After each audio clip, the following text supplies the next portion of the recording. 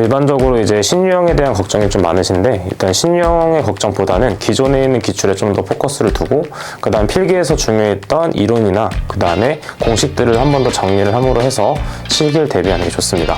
자, 그리고 일반적으로 계산 문제가 70%가 나오기 때문에 공식을 그냥 단순하게 암기하는 것보다는 어떤 식으로 활용하면서 공부할지를 판단하는 게 좋겠죠. 일반적으로는 10개년 이상을 공부하라고 추천을 드리고 있지만, 일단은 요즘에 신유형도 나오고 있고 이전에 나왔던 기출문제가 신유형처럼 나오는 부분이 있기 때문에 교재에 있는 부분, 예를 들어서 15개년에서 18개년 정도 푸는 걸 좋다고 판단해 볼 수 있습니다. 일단 신유형이 나온다고 해도 일단은 틀리라고 내는 문제가 있고, 그 다음에 일반적인 나왔던 공식에서 변형된 부분이 있습니다. 따라서 우리가 틀리라고 된 문제는 과감하게 포기하는 게 좋습니다. 왜냐하면 거기에서 시간을 낭비하게 되면 우리가 기존에 알고 있던 문제도 틀릴 수 있기 때문에 일단 신유형이 나왔던 부분은 과감하게 제쳐두고, 그 다음에 우리가 알고 있는 부분을 확실하게 푼 다음에 남은 시간에 신유형을 어떻게 접근하면 좋을지 이렇게 판단하는 게 좋겠죠. 일반적으로 대기에서 많이 질문하시는 부분이 무엇이 있냐면 오납보정에 대한 질문을 가장 많이 해주십니다. 자, 그래서 설명을 많이 해드려도 문제가 조금 달라지면 이건 어떤 식으로 적용이 되는 거죠? 하는 부분이 많기 때문에 그 부분을 많이 어려워하시고 있고, 그 다음에 일반적인 공식을 사용해서 푸는 문제인데 우리가 조금만 변형이 돼도 어려워하는 부분들이 좀 있습니다. 자, 그거는 특정 공식이 어려운 것이 아니라 공식이 어떤 식으로 적용돼야 되는지 그거를 파악해 주는 게 좋겠죠. 일단 가장 중요한 첫 번째는 단위 환산을 볼 수 있겠고, 왜냐하면 단위 환산이 안 된다면 애초에 값이 아예 달라지기 때문에 가장 중요한 건 단위 환산이라고 볼 수 있습니다.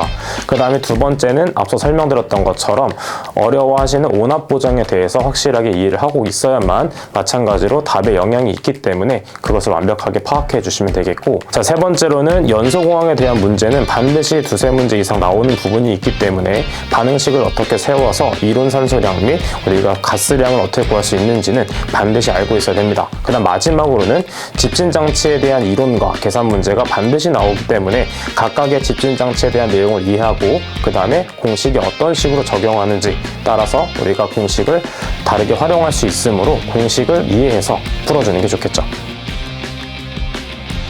올해 수질환경기사가 출제 기준이 좀 변경이 되었고 5과목에 있는 법령이 1과목과 합쳐지면서 4과목으로 변경되면서 출제가 되었습니다. 하지만 출제 기준에서 제외된 이론이다 하더라도 우리가 다른 이론에 포함될 수 있는 이론들이기 때문에 기존의 기출문제에 나왔던 문제들이 다 출제가 되었습니다. 마찬가지로 수질도 이렇게 나왔기 때문에 대기도 기존에 있던 이론들을 계속 공부한다면 크게 걱정하지 않으셔도 됩니다. 이게 질문을 많이 하는 부분이기도 한데 오납보정에 대한 부분을 많이 혼동하고 계십니다. 오납보정에 따라서 우리가 답이 완전 달라지기 때문에 이 오납보정에 대한 개념을 확실히 잡고 있어야 되겠고, 그 다음 두 번째로는 연소공항을 문제를 풀었을 때 단순하게 반응식을 세우지 않고 공식만 외운 다음에 적용을 했을 경우 빼놓고 문제에 적용하는 경우가 있습니다. 자, 그때는 큰 값은 아니지만 소수점 차이가 발생하게 돼서 오답 처리가 될 수 있으므로 우리가 연소 반응에 대한 우리 반응식을 확실하게 개념을 알고 있어야 되겠고, 마지막으로 방지기술에서는 우리가 공식을 사용했을 때 측류와 난류를 구분해서 우리가 공식을 적용시켜줘야 되겠습니다. 따라서 왜 여기선 측류가 적용이 되는지, 왜 여기서는 난류가 적용이 되는지 확실하게 파악을 해서 대입을 해주는 게 좋습니다. 이것도 사람마다 좀 다를 수가 있습니다. 만약에 어느 정도 이론이 탑재되어 있는 상태에서 기출문제를 풀어서 우리가 시험을 봤을 때는 기출문제 플러스 기존에 알고 있던 이론이 플러스가 되기 때문에 합격률이 올라가겠지만, 기존의 이론을 잘 모르시는 분들에 한해서는 기출문제만 풀었을 경우 우리가 중간중간 구멍이 발생할 수가 있습니다. 따라서 먼저 기출문제를 통해서 이러한 유형이 있다 정도를 빠르게 파악한 다음에 우리가 필기에서 중요했던 내용을 플러스로 하고, 그 다음에 실기에서 중요한 내용을 꼼꼼하게 공부를 해주는 게 좋은 방법이 되겠습니다. 전공자분들은 이제 반응식이나 화학기호식 같은 거를 보다 더 쉽게 적용할 수가 있겠지만 비전공자분들은 필기시험에서도 힘들었던 것처럼 우리가 반응식을 세우는 걸 많이 힘들어하게 됩니다. 따라서 그 부분을 조금 더 포커스로 공부를 해주는 게 좋겠고, 또한 계산 문제가 우리가 보도록 하면 70% 정도가 나오고 있습니다.